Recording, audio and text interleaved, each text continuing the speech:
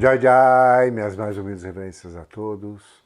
Nessa semana dos nossos cursos, dos nossos mini cursos, eu queria passar um pouco sobre a cultura xamânica. Vai ser uma semana xamânica. Vamos falar sobre os deuses do xamanismo, sobre essa relação divina em que o índio, que o chai, que nós seres humanos mais primitivos realizamos com o ser divino, com essa presença espiritual, essa presença metafísica que nós naturalmente encontramos. Eu tenho uma coisa muito interessante para falar primeiro de tudo isso. Uma das primeiras coisas que eu aprendi sobre a cultura indígena. O índio, o chai, ele não se foca em nada que não funciona. Isso é louco, né? Nós estamos sempre tomando remédios, tomando atitudes, ações que não resolvem nada. Eles são muito objetivos. Então, se essa objetividade encontrou Deus, então ela encontrou de uma forma a realizar as suas necessidades, a sua interiorização, necessidades tanto materiais como emocionais, como mentais, como físicas. Essa conexão é real. Ele não poderia perder tempo com algo que não desse resultado. Eles procuram resultado. Cultura indígena procura resultados. Ele quer saber se ele planta aquela semente, se vai nascer uma árvore, se vai dar fruto. São objetivos. Isso é a parte bonita do xamanismo. Deus, dentro da cultura xamânica, ele se manifesta dentro de todos os reinos. Se manifesta no reino mineral, no reino vegetal, no reino animal, né, os totens, os animais de poder, e no reino espiritual. E eles fazem parte, eles que eu digo porque eu não sou um índio, né? Mas nós fazemos parte de uma tribo, né? Eu faço parte da tribo dos cara branca. Outros fazem parte da tribo do coração aberto, da flecha verde. Cada um de nós faz parte de uma tribo, de uma relação social, de uma relação de valores. As tribos, elas compartilham esses mesmos valores, essas mesmas qualidades. Elas reconhecem a forma mais pura, essa ligação divina de ser abraçado, ser apadrinhado pelo Pai Solar, né? Vari, pela Mãe Lua, Jaci, no caso, Vari na cultura pano, né? Na cultura no Kikuin. E no caso, Jaci, na cultura Guarani. Eles reverenciam essa manifestação da própria natureza, porque fazem parte dessa natureza. Eles se organizam igual às próprias sociedades que eles conhecem. Eles aprenderam a construir com os animais as suas casas, aprenderam a caçar com os animais, aprenderam a entender o que eles podem comer ou não, aprenderam sobre o sol, sobre a lua, a influência que ela causa em nossa vida. Eles aprenderam a como conversar com o peixe, com o pássaro. Existe um pássaro dentro da cultura Nauá, de índios brasileiros que estão, a sua grande maioria está ali no Acre. A cultura Nauá tem o Oxataô, que é um pássaro que ele vem contar, é o fofoqueiro da floresta, né? É o papagaio. Engraçado, por que não é o papagaio? É o Oxataô, que ele vem contar o que vai acontecer, ele revela o futuro.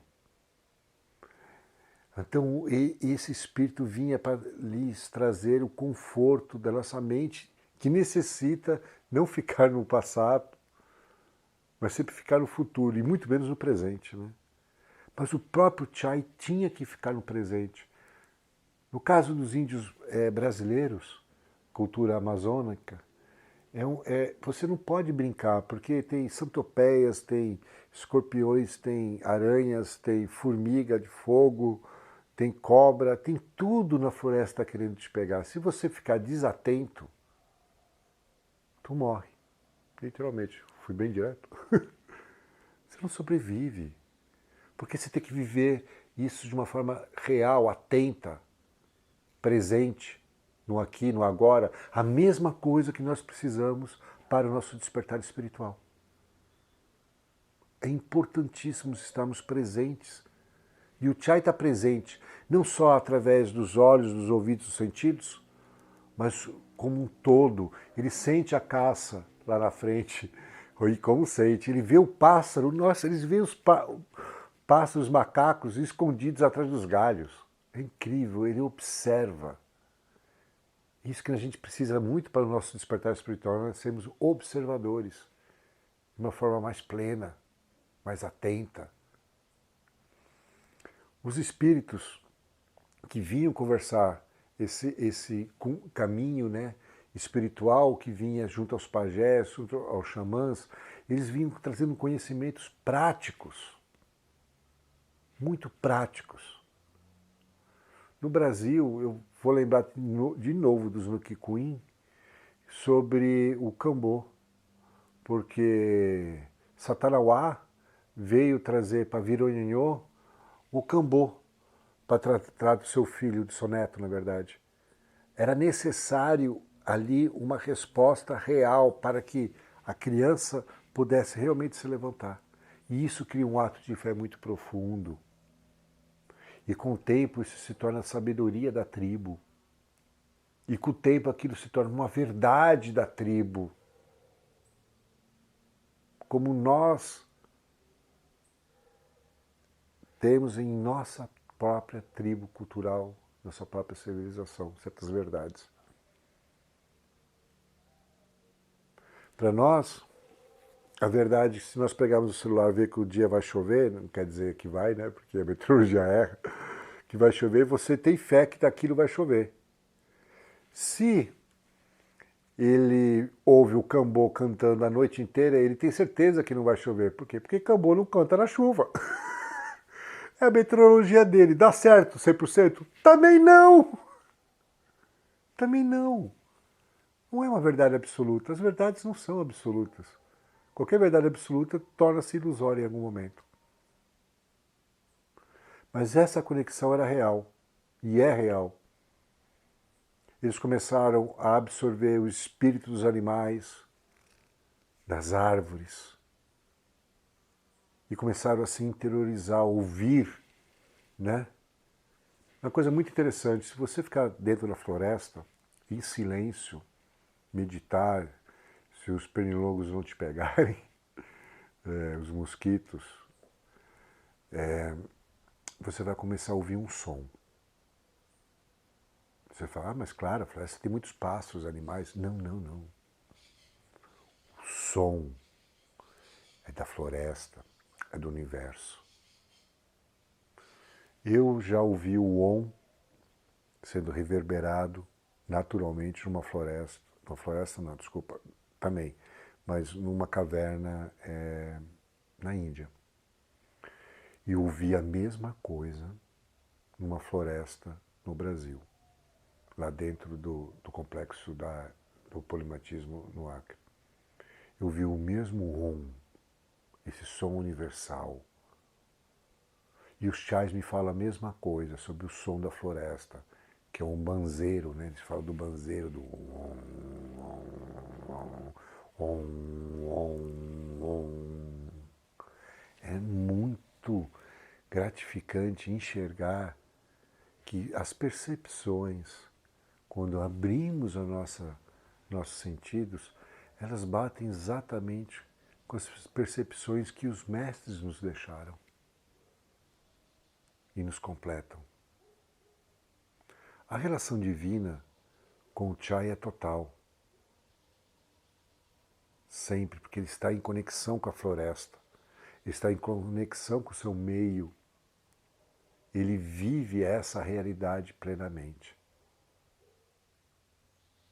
Seja Tupã, seja Cocapinuchari, Iripã e Xibu, não importa o nome que a tribo usa. Esse Deus sempre, ele muitas vezes, né, na maioria das vezes, não vou falar 100%, é masculino. Ele mostra a capacidade do ser humano de ter poderes paranormais, supra-humanos, que os pajés alcançam. Ele é o o Deus criador de todos os seres vivos, em toda a cultura xamânica. E muitos pontos são essa conexão divina, em que tudo semeia perante a Deus. Deus é toda essa natureza.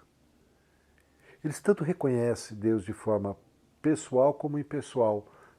Eles tanto reconhecem Deus externamente como internamente. Talvez não dê muita atenção a um ao outro, depende da tribo, depende da cultura, porque a cultura xamânica é extensa a um ponto que eu lhes digo claramente, sem sombra de dúvidas, que existe mais de 1 milhão de deuses só dentro do xamanismo. Porque se existe 1 milhão de deuses no hinduísmo, mais de 1 milhão, isso também existe no xamanismo. Comecem a lembrar de todas as culturas xamânicas, cada um chama de um nome diferente.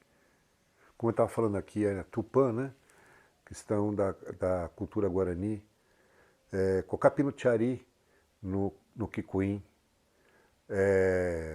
Ixibu, no caso dos Runicuins, Iripã, no caso do povo Xaninawa, que é o povo do pássaro azul. Cada um vai reverenciar a Deus, todos eles encontraram isso de uma forma um pouco diferente do outro. É como se cada um tivesse uma religião um pouco diferente. A percepção que o Nukikuin e o Runicuin têm sobre Deus ela é muito similar, ainda mais porque eles são vizinhos, né, a nível de territorial. Mas ela também se diverge em vários pontos. Cada uma é um ser único. Do mesmo jeito que não dá para falar exatamente o que é uma tradição xamânica de uma forma universal, também não dá para falar isso do hinduísmo, por isso que a gente chama de neo-hinduísmo, neo-xamanismo, né? Porque não tem como ser algo simplesmente dentro de uma tradição.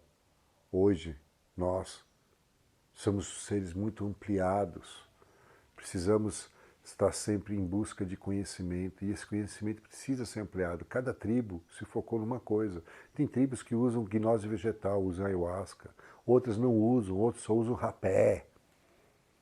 Tem tribos que falam que a única forma de conexão a nível de gnose vegetal verdadeira é através do tabaco, bebem tabaco.